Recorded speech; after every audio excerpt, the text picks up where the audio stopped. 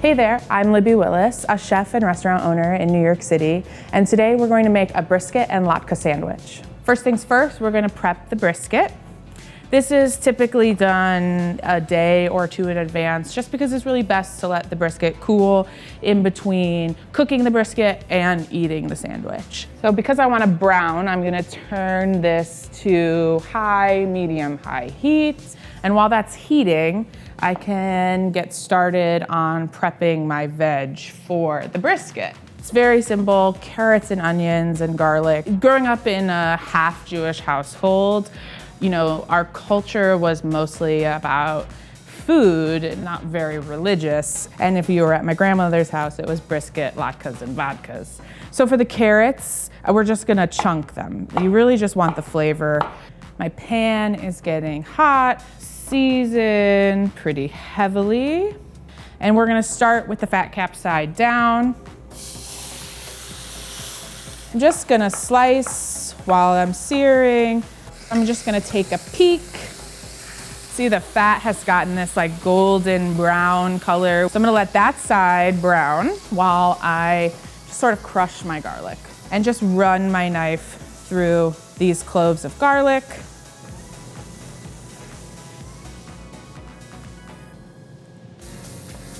I'm gonna let these onions sweat a little bit and break down. You know, I'm crying a little bit because I'm thinking about my grandma and also because of the onions. It's not embarrassing, it's okay. The onions look good, my big chunks of carrots, the garlic, and then I'm not gonna touch it too much because I really do want the browning. I'm going to take our liquids, the chili sauce, and it's sort of the same concept as tomato paste. Let this sit for a second, brown a little bit. When you hear that sound, that's exactly how hot your pan should be. Now I'm gonna add the wine. So I'm gonna turn this off, transfer the brisket into my roasting pan. I'll add my ginger beer. I use ginger beer because I like the spiciness of ginger beer.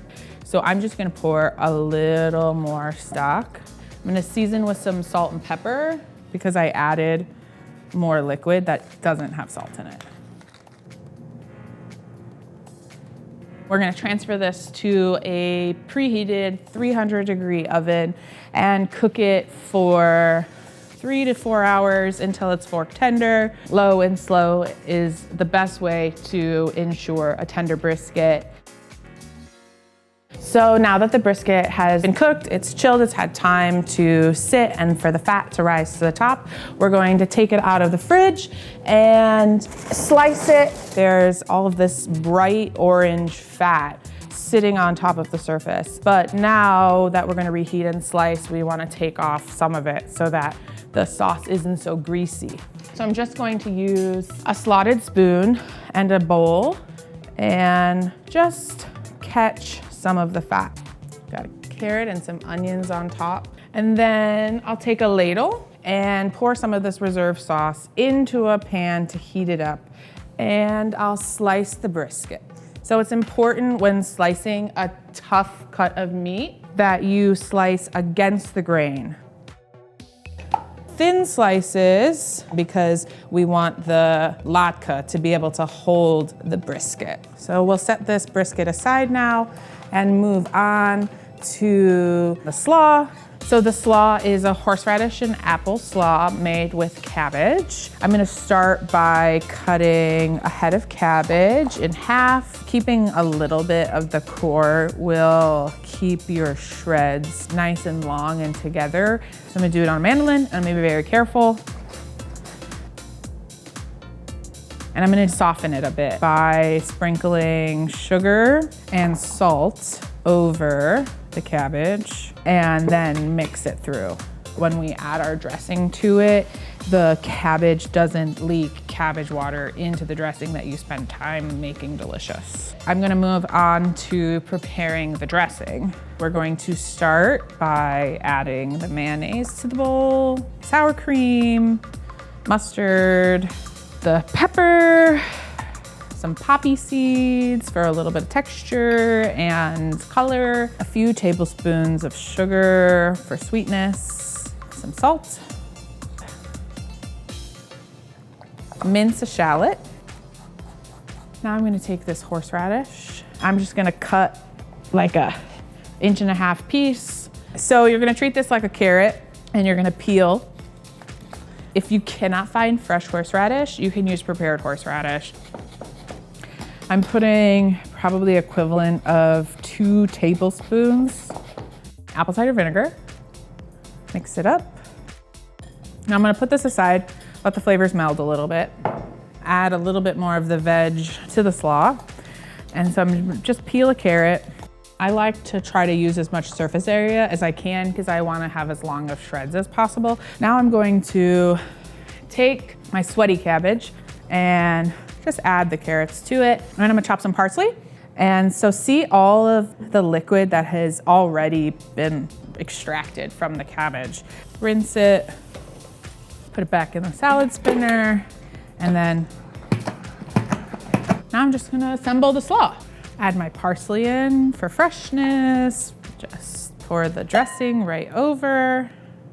This looks perfect. Everything is coated in dressing. We're going to move on to the piece de la resistance, the fried section of the party, the latkes. We're gonna start with potatoes. I prefer russet potatoes to make latkes with. I don't think it's necessary to peel the potatoes. So today, instead of using a box grater, I'm going to use a food processor with a shredding attachment. So essentially all you have to do is cut the potato to fit into the food processor, push it down, shred right on top. That's how you get to use all of the potato.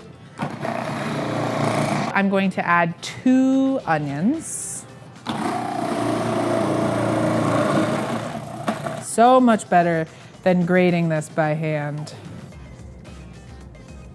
So I've gathered some of the potato into a clean dish rag. And then what I like to do is get a wooden spoon and gather the towel around it and then use the wooden spoon as like sort of leverage to squeeze the potato. So this is nice and dry and I have all of this liquid and you can already see that the potato water is separating from this starch. And I just want to keep as much of it as possible. So I'm just gonna drain it. So you can see that the liquid looks like you added like cornstarch or made a slurry. Add the potatoes and onion back to the bowl. Toss a little bit to get the starch incorporated. An egg. Ooh. Break this up in my fingers a little bit.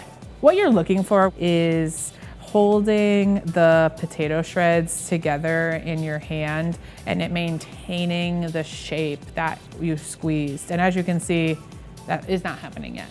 So I'm going to add a little bit of matzo meal. I can tell that it needs another egg. Mix this together.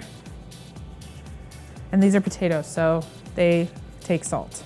This is definitely the way that my grandmother made latkes. And in my family, it was my grandmother who fried the latkes. Only when I turned like 25 did my grandmother allow me to start to fry the latkes. I don't think that my grandmother lets my mom fry latkes. I would, Mom. Now it's holding its shape.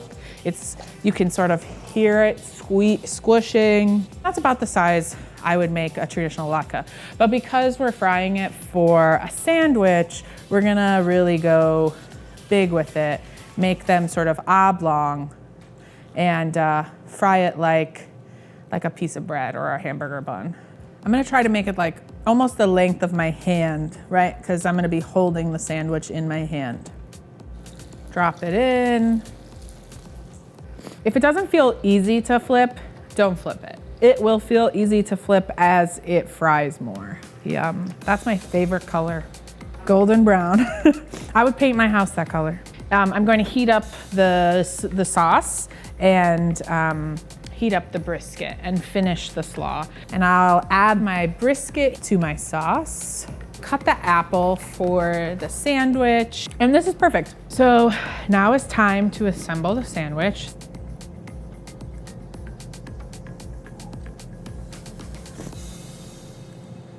That's the brisket, latke, and horseradish apple slaw sandwich. Now I'm gonna try to eat it gracefully. The latke is crispy and creamy at the same time. The brisket is soft and has some like sweetness and acid. The slaw and the apple. It really is a big sandwich, but because everything is so like soft or like cut into the right size, you can really bite the whole thing at one time. If you want to try making this recipe at home, just click the link below.